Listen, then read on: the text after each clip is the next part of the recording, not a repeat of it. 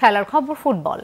Asian cup বাছাই পর্বের ম্যাচকে সামনে রেখে ইতালি প্রবাসী ফুটবলার ফাহমেদুল ইসলাম এখন ঢাকায়। বাংলাদেশ বিমানে ইতালির রোম থেকে সকাল ৮টা নাগাদ ঢাকায় এসে পৌঁছান এই ডিফেন্ডার কাম উইঙ্গার। আগামী ১০ জুন ঢাকা স্টেডিয়ামে সিঙ্গাপুরের বিপক্ষে এশিয়ান কাপ বাছাইয়ের ম্যাচটি খেলবে বাংলাদেশ। বাংলাদেশের সমর্থকদের জন্য ম্যাচটি তুমুল উন্মাদনার, কারণ এই ম্যাচে হামজা চৌধুরীর পাশাপাশি খেলবেন আরেক প্রবাসী ফুটবলার ফাহমেদুল ইসলাম।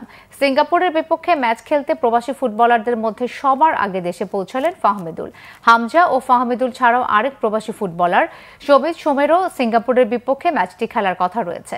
সিঙ্গাপুরের বিপক্ষে ম্যাচের জন্য জাতীয় দলের ক্যাম্প শুরু হবে শনিবার। দর্শকদের তুমুল আগ্রহের কারণ এই ম্যাচ দিয়ে ঘরের মাঠে অভিষেক হবে হামজা চৌধুরীর। শুধু তাই নয়, এই ম্যাচে লাল সবুজ জার্সিতে অভিষেক হওয়ার সম্ভাবনা রয়েছে কানাডা প্রবাসী শোবিজ সোম এবং ইতালি প্রবাসী ফাহমেদুল ইসলামেরও।